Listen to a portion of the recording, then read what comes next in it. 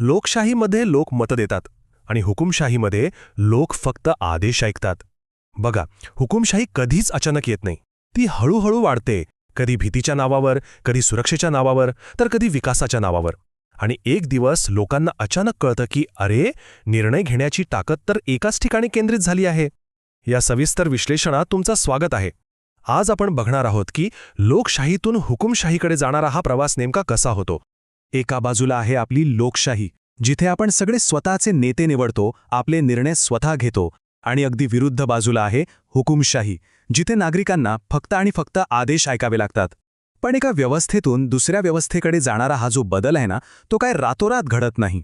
ही एक अतिशय संथ आणि गुपचूप चालणारी प्रक्रिया असते. म्हणजे होतं काय, हुकुमशाही अतिशय हळूहळू पावलं न वाजवता वाढते. ती लपलेली असते. कधी ती तुमची सुरक्षा या नावाखाली येते, तर कधी देशाचा विकास या गोंडस नावाखाली. आणि आपल्याला काहीही समजण्याआधीच निर्णय घेण्याची संपूर्ण ताकद मोजक्याच लोकांच्या हातात एकवटलेली असते. मग इथे एक अतिशय महत्त्वाचा प्रश्न उभा राहतो की हा प्रवास नेमका कसा होतो. आपण लोकशाहीतून हुकुमशाहीकडे जातोच कसे. आज आपण ह्याच प्रवासाचे एक एक टप्पे अतिशय बारकाईने उलगडून बघणार आहोत. तर या विश्लेषणात आपण 4 मुख्य गोष्टींवर लक्ष केंद्रित करणार आहोत. एक म्हणजे हुकुमशाही नेमकी असते काय, 2 ती वाढते कशी, 3 तिचे समाजावर होणारे भयंकर परिणाम, आणि सर्वात महत्त्वाचं म्हणजे यापासून लोकशाहीचं रक्षण कसं करायचं. तर चला पहिल्या प्रश्नापासून सुरुवात करूया. हुकुमशाही किंवा ऑथॉरिटेरियन रिजीम म्हणजे नेमकं काय. सोप्या भाषेत सांगायचं तर ही अशी एक सत्ता व्यवस्था आहे जिथे निर्णय घेण्याची सगळी ताकद फक्त काही लोकांच्याच हातात केंद्रित असते. आता मजेशी गोष्ट बघा, इथे कागदावर तुम्हाला निवडणुका दिसतील, वेगवेगळ्या संस्था दिसतील, पण त्यांचा काहीही अर्थ उरत नाही. कारण तुमच्याकडे समान पर्याय नसतात, संस्था स्वतंत्र नसतात, आणि सगळ्यात महत्त्वाचं म्हणजे नागरिकांचा खरा प्रभाव पूर्णपणे संपलेला असतो. आता वळूया दुसऱ्या आणि सर्वात महत्त्वाच्या भागाकडे. ही हुकुमशाही वाढते कशी, सत्तेवर नियंत्रण मिळवण्याची ही यंत्रणा काम कशी करते. लोकशाहीचं हुकुमशाहीत रूपांतर करण्यासाठी प्रामुख्याने 5 अतिशय पद्धतशीर टप्पे वापरले जातात. भीतीचं राजकारण, शक्तिशाली नेत्याची प्रतिमा, संस्थांना कमकुवत करणं, माहितीवर नियंत्रण ठेवणं आणि समाजाचं ध्रुवीकरण करणं. आपण एक एक करून हे सगळे टप्पे समजून घेऊया. पहिली पायरी म्हणजे भीतीचे राजकारण किंवा फिअर पॉलिटिक्स. लोकांना सतत सांगितलं जातं की तुम्ही धोक्यात आहात, आणि माणसाची सायकोलॉजीच अशी आहे की जेव्हा भीती वाढते तेव्हा लोक स्वातंत्र्यापेक्षा सुरक्षेची निवड करतात. समाजात अशी भावना निर्माण केली जाते की सगळंच धोक्यात आहे, आणि या भीतीच्या पोटी लोक सुरक्षितेच्या आशेने स्वतःहून आपले हक्क सत्तेच्या हवाली करायला तयार होतात. इथूनच नियंत्रणाला सुरुवात होते.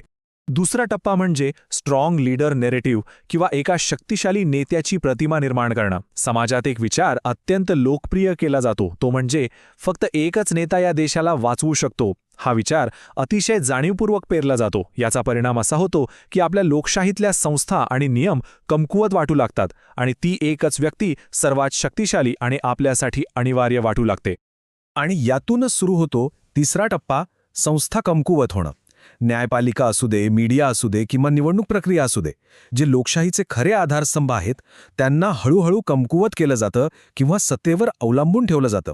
आणि विचार करा, जेव्हा हेच खांब आपलं स्वातंत्र्य गमावतात तेव्हा सत्तेवर नियंत्रण ठेवणारी जी चेक अँड बॅलन्सची व्यवस्था असते ना, ती पूर्णपणे संपुष्टात येते. चौथा टप्पा आहे माहितीवर नियंत्रण. समाजात लोकांना काय दिसेल, काय नाही दिसणार, काय ऐकू येईल आणि काय बोलता येईल, हे सगळं ठरवलं जातं. कारण जेव्हा माहितीवर नियंत्रण येतं तेव्हा लोकांच्या आकलनावर, त्यांच्या विचारांवर नियंत्रण मिळवणं खूप सोपं होऊन जातं. एक प्रकारे संपूर्ण समाजाचं वास्तवच नियंत्रित केलं जातं.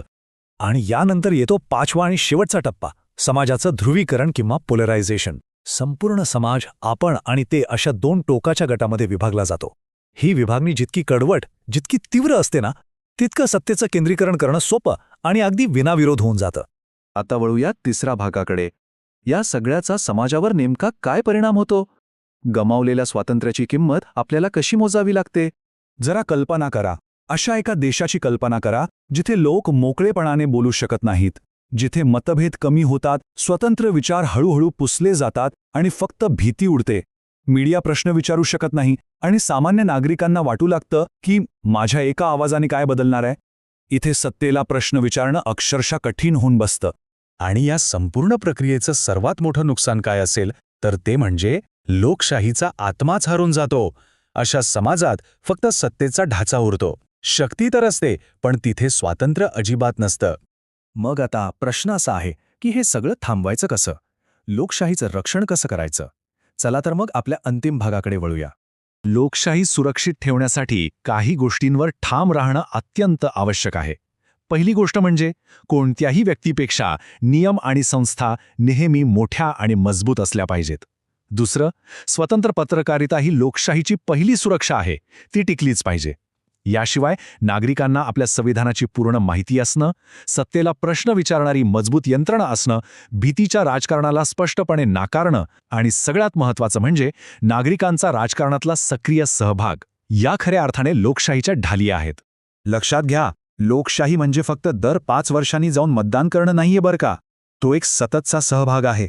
आपल्या हक्कांची आणि संस्थांची सुरक्षा टिकवून ठेवण्यासाठी संपूर्ण समाजाने सतत सक्रिय आणि जागरूक राहणं खूप गरजेचं आहे. केवळ राजकीय नेत्यांवर अवलंबून राहून लोकशाही कधीच जिवंत राहू शकत नाही. स्वातंत्र्य कधीच कोणी तुम्हाला हातात आणून देत नाही, ते तुम्हाला जाणीवपूर्वक जपावं लागतं. हा विचार खरंच खूप शक्तिशाली आहे. हुकुमशाही काय एका रात्रीत आकाशातून पडत नाही. ती आपल्या सवयींमधून, आपल्या शांत राहण्यातून आणि आपल्या दुर्लक्षातून हळूहळू आपल्या घरापर्यंत पोहोचते. याचाच अर्थ असा की हे स्वातंत्र्य टिकवण्यासाठी आपल्याला दररोज त्याचं सक्रियपणे रक्षण करावंच लागतं. जाता जाता मी तुम्हाला एका प्रश्नावर विचार करायला नक्की सांगेन. तुमच्या मते हुकुमशाही प्रवृत्ती वाढण्याचं सर्वात मोठं कारण नेमकं कोणतं आहे? भीतीचं राजकारण, कमकुवत झालेल्या संस्था, मीडियावर